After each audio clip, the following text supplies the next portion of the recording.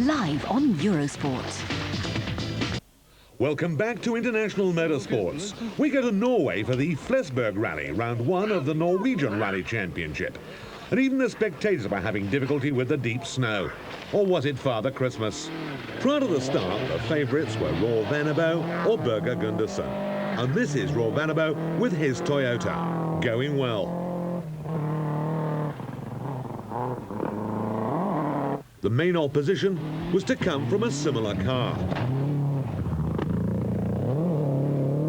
The yellow example of Gundersen. The Toyota now the car to beat on these events, and the Scandinavians have taken to them like a duck to water, or should we say snow. The challenge came from Mazda. Bengt Thorsel seemed pressing on in style here. Down on power compared to the Toyota, but the small and compact Mazda probably the right size for these snowy roads. Per Engsel with the Group N version, the GTR, second at this stage to the Mitsubishi Galant of Tommy Jonsrud. The Mazda pressing on in some style.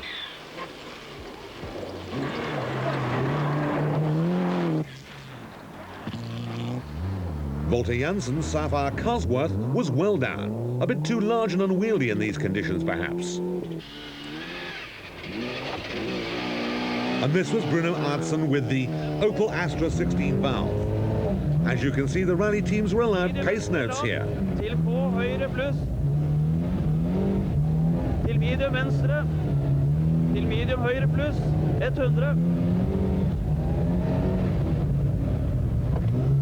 But even that didn't stop them hitting the snowbank.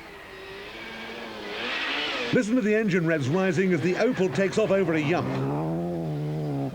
The rev limiter working hard to control those engine revs. Over grønn til is I høyre pluss. Til platt venstre over grønn. Til is The car barely in a straight line at any time. A crash of gears. Leader of Group N, Tommy Jonsrud with the Mitsubishi. Plenty of power here, and a good means of getting it down. Four-wheel drive, the weight being something of an advantage. Trond Sveinsvold trying very hard with his Mazda 323, looking for adhesion where he can get it. Lancia may not be top of the world anymore in rallying, but this one in the hands of Rune Pedersen is going well in third place. It's a Group N car behind Jonsrud and Engseth. Trond Lysing with his Mazda GTX. Spectacular and effective. And still on the road. By now, Roar Vannebo was making his mark on the rally and looking to have things under control.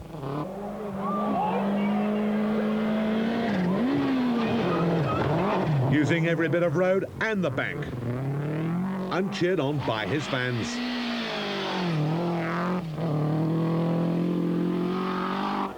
Similar enthusiasm greeted Berger Gundersen. He was in hot pursuit. And he was trying to make a fight of it, but an engine problem meant that he couldn't go as fast as he wanted to. If both Toyotas were spectacular, well, there was the progress of the Group N leader, Tommy Jonsrud's Mitsubishi, to watch. Despite the pressure, the Mitsubishi was maintaining its class lead. A very determined effort.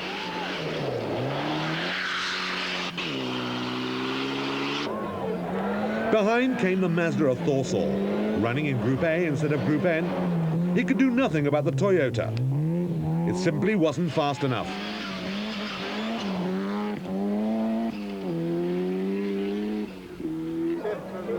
And the similar car of Per Engseth was really spectacular.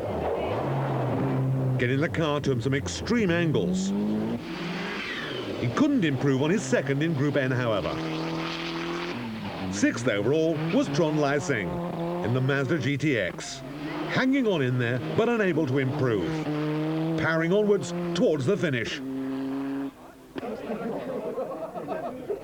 Roar Vannebo won the event and took the precious points for his first win in the Norwegian Rally Championship in 1994, by only a bare 6 seconds from the co-favourite Berger Gundersen. The final results then, Vanabo, Gundersen, Jansrud, Thorsel and Engseth. That was the top 5. The second round of the championship was the Snofresser rally. Translated, that means the snowplow rally. And once again, Berger Gundersen was the favourite to win the rally, along with Roar Vanabo. This is Gundersen, with Petter Vogel in the passenger seat. And pace notes not allowed on this rally, so Petter only has a map to assist in the navigation. It certainly makes life a little bit more difficult on a fine day with plenty of sunshine and loads of spectators. He's pressing on hard here with 260 kilometers to go. 190 kilometer. Gundersen felt that the engine problems had robbed him of victory in the previous event. In determined style, he started how he meant to continue with the rally.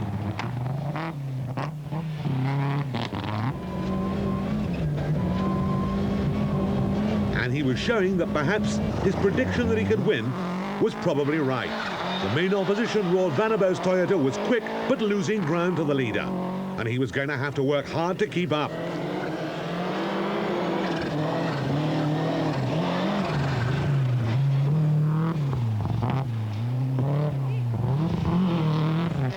On this rally, the Sapphire Cosworth of Jensen was holding on to third place, in spite of the narrow roads and the snowbanks. The Cosworth was no longer at a disadvantage. A much better performance than the first round for this car and driver.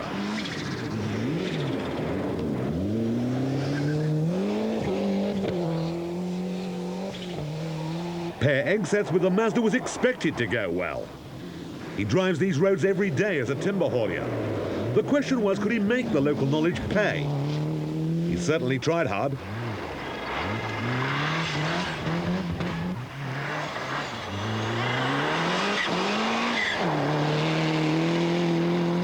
Bruno Artsen had the Opel Astra 16 valve really wound up, but he couldn't catch up with the leaders, front-wheel drive only proving to be a disadvantage. And that was how the first 5 finished, with further incident being avoided.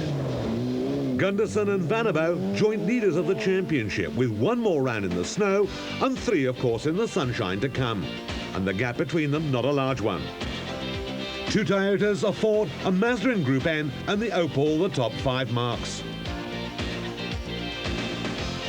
Join us next week for the Rally of Portugal. Formula 2 again and the World Rally Championship together. Australian Touring Cars Round 1 from Amaru Park and the '93 Middle East Rally Championship.